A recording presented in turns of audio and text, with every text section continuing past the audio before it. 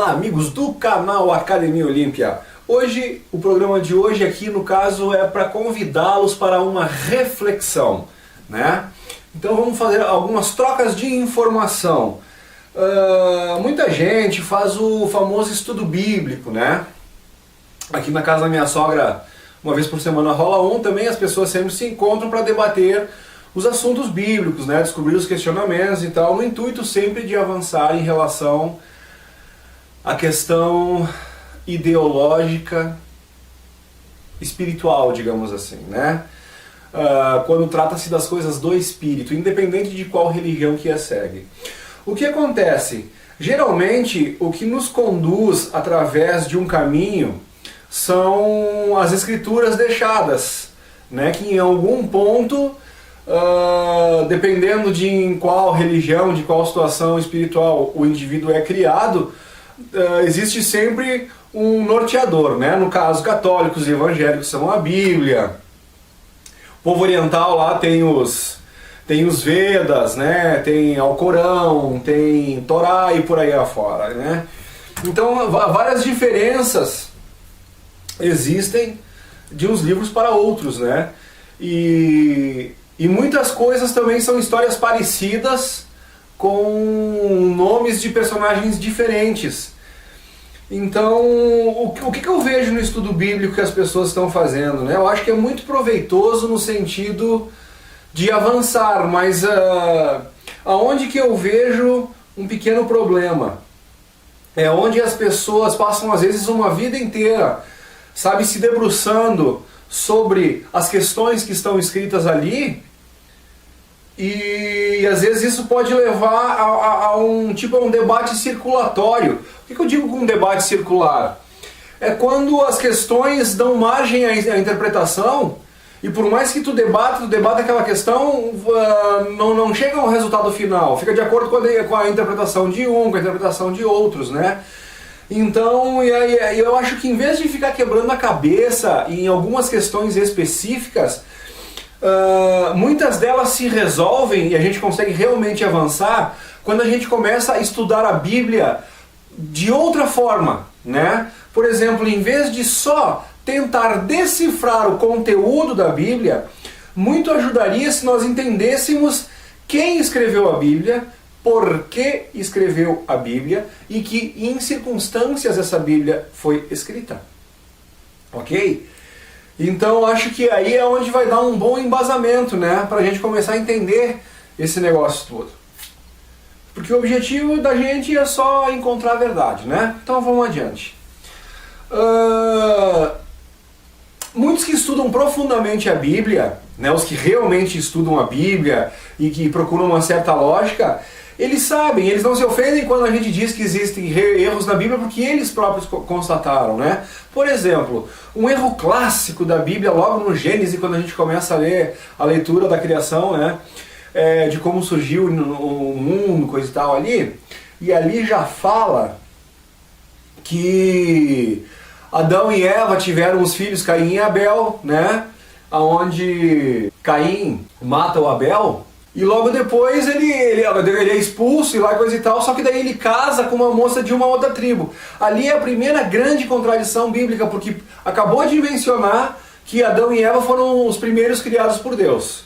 E aí o filho de Adão e Eva mata o outro. E quando este vai casar, ele se casa com uma moça de outra tribo. E aí vem a pergunta, mas que tribo é essa? Da onde veio essa tribo? Então, como é que fica a questão da criação de Adão e Eva, que foram os primeiros, se tem a outra tribo ali? Então já, né, começam os questionamentos. E daí se alguém disser, não, mas a Bíblia é escrita com inspiração divina e tu não deve te ater a esses detalhes. É que é difícil não se ater a esses detalhes quando se prega um Deus onipotente, onipresente e onisciente, que erra ao inspirar o que escreveu a Bíblia, se contradizendo, né, gente? Então assim, ó, sem ofender ninguém, vamos ter um pouquinho de respeito à inteligência das pessoas. Então, os verdadeiros estudiosos, né, historiadores que estão pegando a coisa lá no início, né, que foram atrás de como a Bíblia foi escrita, por que ela foi escrita, eles concluíram que muitos dos textos bíblicos que estão lá, eles foram retirados de textos, né, que na época se escrevia em hebraico, aramaico e grego, né, as línguas da época, que originaram lá do semita, que originou do acádio, que originou da escrita suméria, né, escrita cuneiforme. E aí essa se tem registro de ser o primeiro sistema de escrito, pelo menos, encontrado pelos arqueólogos até hoje, né. E é justamente falando nisso, né, nesses achados arqueológicos, é que é onde a gente consegue começar a desvendar o quebra-cabeça. Mas daquelas tabuletas que eu falei, onde tinha os evangelhos, onde tinha todos os relatos que estão na Bíblia, muitos deles, em função do tempo, da má conservação, de como foram achados e coisa e tal, eles perderam trechos. E as pessoas, ao tentar interpretar essas partes que faltavam, muitos deles, eles pegavam o contexto todo e tentavam montar aqueles trechos de acordo mais ou menos com o que eles tinham entendido a história do contexto. Mas isso não dá uma precisão, uma veracidade 100%, porque aí já cabe a margem de erro de interpretação ou até de suposição do que estava escrito nesses trechos. Ou alguns trechos que não tinham desfecho, não tinham final, e eles tinham que criar um final para isso. Então, quando a gente assiste muito desses documentários sobre a Bíblia no History, por exemplo, esse tipo de coisa é bastante mencionado, né? Então a gente tem que ler a Bíblia com um certo cuidado, entendeu? Não atestando 100% de veracidade no que está ali, porque, gente, esse papo de a Bíblia foi escrita com inspiração divina, que é um jargão, mas muito usado de forma como se o que tivesse ali fosse inconteste. E não é, pessoal. Aliás, tem muita coisa que é absolutamente contestável e tem várias outras contradições. Eu citei a primeira e a clássica, que qualquer criança que lê ali diz, mas como assim? Se eram os primeiros e não tinha ninguém que foram criados ali, onde é que apareceu outra tribo que casa e tal? Então, é por aí, né, gente? Então, assim, ó, a gente começa a entender um pouco melhor a Bíblia quando a gente percebe da onde ela veio, né? A grande maioria dos escritos, dos relatos bíblicos, como o de Noé, o de Moisés, o da Torre de Babel, o da criação, né? O da criação da Babilônia, enfim, a própria criação de Adão e Eva, né? Da raça adâmica. Então, quando a gente lê um livro chamado, o livro de Enki, eu já fiz um programa aqui chamado As Origens da Bíblia, né? Então, esse livro de Enki, ele foi... da onde surgiu, né? O que é isso? Como se pode dar crédito a isso? Pois bem, um historiador chamado Zecharia Sitchin, né? Depois de muitas pessoas terem encontrado essas tabuletas cuneiformes e ter ficado por muito ano sem ninguém conseguir entender o que ali estava escrito, veio um cara perito em linguística, em linguagens antigas, em escritas antigas, que é esse Zecharia Sitchin, e ele conseguiu traduzir essas tabuletas aí, e dessas tabuletas surgiu o livro. Então, aliás, são alguns, né? Um deles, o que eu mais gosto, e conforme um amigo meu, o português, o Miguel Lupe, ele diz, cara, isso tem uma porrada no paradigma, e é muito legal, e eu acho que é realmente isso, porque é uma coisa que mexe bastante com os teus conhecimentos, né? Então, quando tu lê a história do livro de Enki, para quem já estudou a Bíblia, já conhece os textos bíblicos, fica evidente da onde que veio, qual foi a fonte de informação da maioria dos textos bíblicos, né? Então, por exemplo, a história de Moisés, que é chamado, né, por Deus para escrever o que teriam sido as 10 tabuletas lá, né, os 10 mandamentos, coisa e tal. No livro de Enki tu encontra a mesma história, né, onde o Enki, que é o deus Enki, né, ele vai lá, são semideuses, né, gente? E eles se intitulavam deuses, né? Então este deus Enki, ele vai lá e chama o Endubsar, que é escriba de Eridu, né? Então, que no conto bíblico ele é relatado como Moisés, que teve até filme, os 10 mandamentos, teve livro e coisa e tal, né? Então, essa questão do livro de Enki falar sobre as histórias do Moisés exatamente igual como é, ali fica evidente que a Bíblia é uma compilação de muitos dos trechos do livro de Enki. Mas Luciano, como é que tu pode ter certeza disso? Por uma questão absolutamente simples. Por exemplo, a Bíblia, a gente sabe que ela surgiu no quarto século, né? Lá 300 e pouco, né? Por causa que ela vem sendo montada, aí ocorre alguns concílios durante o período, né, que ela está sendo estruturada ali, o que é chamado de Vulgata, né? Que é a primeira versão em latim da Bíblia, que foi feita por um cara chamado Jerônimo de Estridão. Então algumas pessoas, no outro vídeo que eu coloquei aqui, eles vinham muito opinar usando trechos bíblicos feitos, né? Então, e um dos mais usados num vídeo que eu fiz foi aqueles, que aparecerão os enganadores, que aparecerão os falsos profetas, que aparecerão...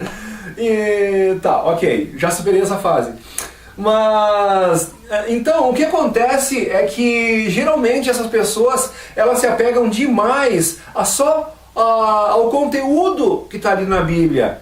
Entendeu? No momento que tu levanta a cabeça da Bíblia e tu começa a olhar para outras questões como essas que eu coloquei antes, de como ela foi escrita, em que circunstâncias, por quem ela foi escrita, e aí tu começa tu vai diminuir, eu não vou dizer a credibilidade, eu vou dizer, como é que eu poderia colocar isso?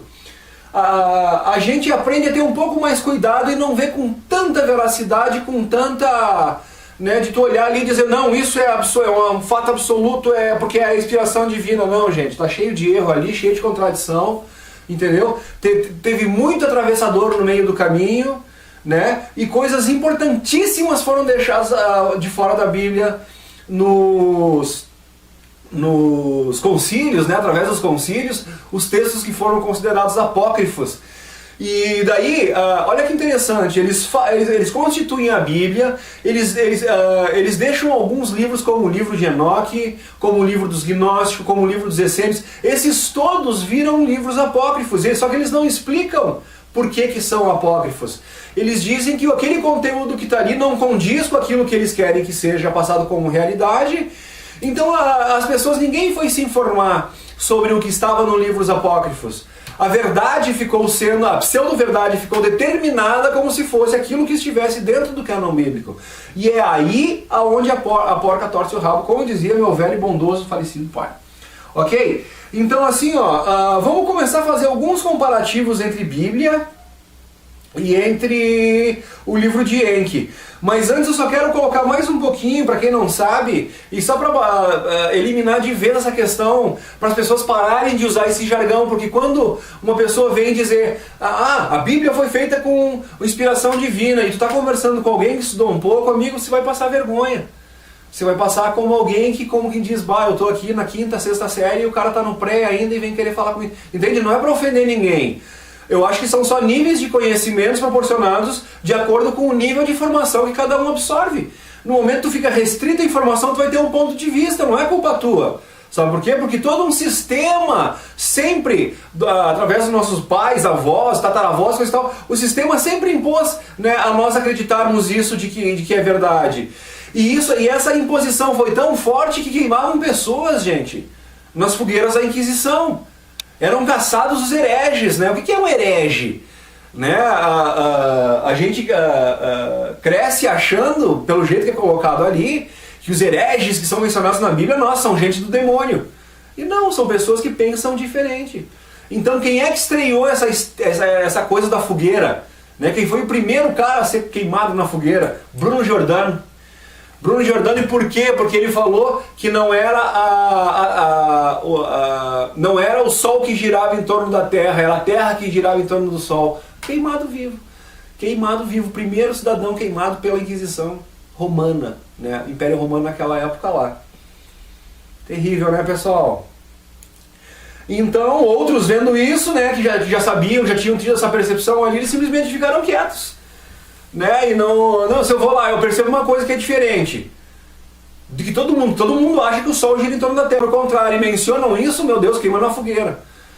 E aí muita gente vem dizer, a gente levanta alguns dados, algumas coisas baseadas em informações e observações que a gente tem feito, e é a mesma coisa, guardadas as devidas proporções, é lógico. As pessoas vêm dizer, não, vocês são tudo louco, são tudo louco. Não é questão de loucura, é questão de quanta informação você tem, meu amigo, antes de chamar as pessoas de louco. É só isso, né? Então vamos lá. Vou tentar ser o mais sucinto possível, mas a história é interessante, né? E merece um pouquinho de atenção também. Reforçando, para as pessoas pararem de falar em inspiração divina, porque vocês vão ver, quando eu terminar esse relato aqui, que a maneira que a Bíblia foi concebida, as pessoas envolvidas assim não tinham nada de inspiração divina, e vocês vão entender logo isso por quê, ok? E isso é história, pessoal, não sou eu que estou inventando, é só vocês ir, né, questionar, perguntar e pesquisar, que vocês vão encontrar da mesma forma como eu vi isso de alguém, fui pesquisar e realmente, isso é história, fato, tá lá. Só não é contado. Por que não é contado, Luciano? Né? Então, quando o Diocleciano morreu, o imperador romano morreu, tinha um soldado a que ele admirava muito e que ele estava, digamos assim, botando debaixo da asa dele, que era o Constantino. E o Diocleciano era um perseguidor de cristãos. O Constantino não gostava muito dessa parte mais sangrenta, coisa e tal, mas ele era mandado pelo Diocleciano, ele não podia, né, ir contra, porque quem não concordava com o Diocleciano estava contra ele, e qualquer pessoa em sã consciência não se anunciaria contrária aos ideais, né, às opiniões, aos mandos do imperador romano, porque era a morte certa. Então o Constantino ficou sob o jugo do Diocleciano até que este morreu. Como o Constantino tinha sido um soldado que tinha se destacado no batalhão do Diocleciano, lá, coisa e tal, ele cresceu muito no conceito, e quando o Diocleciano morreu, foi o Constantino que assumiu o poder. Se tornou o imperador de Roma. O pai do Constantino, né, ajudou ele a administrar aquela coisa toda lá. O Constantino e o pai dele já tinham brigado junto algumas batalhas, algumas guerras, enfim. E daí, então, nesse momento, a mãe de Constantino, que era Helena, ela já tinha um olhar mais cuidadoso para a questão cristã. E ela desaconselhou o filho a continuar a perseguição com os cristãos, né? Porque ela era adepta ao cristianismo. E aí, então, uma das primeiras coisas que o Constantino fez foi decretar o Edito de Milão. Com isso ele conseguiu com que parasse já uma parte daquelas batalhas sangrentas, porque olha, pessoal, olha como acontece a coisa, olha como é que funciona a ideia da polarização, né? E como é fácil a gente cair nessa. Jesus vem, Jesus ensina os 12 apóstolos, Jesus é crucificado e parte daqui. A missão dos 12 apóstolos seria levar a palavra de Deus adiante. Aonde a coisa se perde? A coisa se perde que os 12 apóstolos seguem caminhos diferentes para poder multiplicar, né, a questão do relato da palavra de Deus. Foram perseguidos, muitos foram mortos, né, Pedro crucificado de cabeça para baixo, aquela coisa toda. Enfim,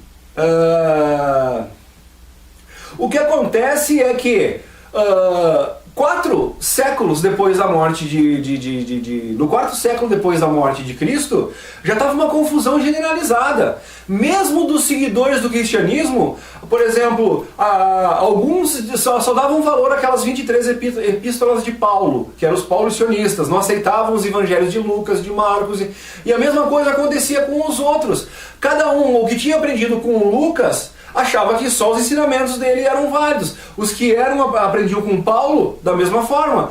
E o que eles não entendiam é que ambos vieram da mesma fonte e falavam a mesma coisa, mas já começaram a brigar entre si. Então é bem complexo, né? Todo mundo, imagina todo mundo estudando na mesma escola, mas cada um teve um professor diferente que ensinou a mesma matéria, mas daí cada um fica brigando, não, porque o meu professor é melhor do que o teu. Não faz o menor sentido. Né? E era exatamente isso que estava acontecendo. Então o Diocleciano lança o Edito de Milão, se não me falha a memória, em 313. E o que acontece?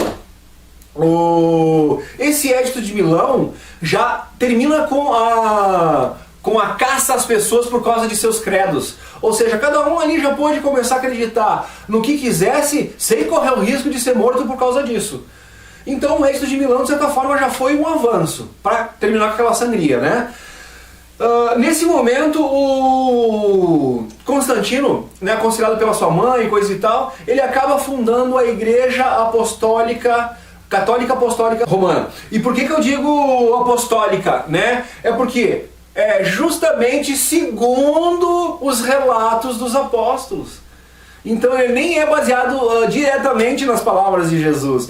Ela é a Igreja Apostólica Românica. Por que apostólica? Porque vem do relato dos apóstolos. Entendeu? E nem eram os apóstolos.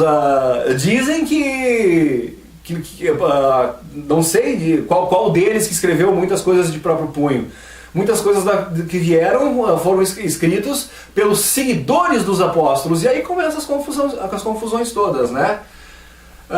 Por isso que eles dizem o Evangelho segundo Lucas, o Evangelho segundo Marcos. Entendeu? Como quem diz, pelo que ele falou, é isso. Pelo que Lucas falou, é isso. Pelo que Marcos falou, é isso. Então, se a gente for aplicar aquela coisa do telefone sem fio, né? Onde em cada trecho, de acordo com a interpretação, de acordo com a maneira que é colocado, isso pode ir se perdendo ou alterando coisas. Então vamos supor que, vamos botar agora 2000 e poucos anos depois, a gente pode realmente ter perdido muita coisa no meio desse processo aí, né?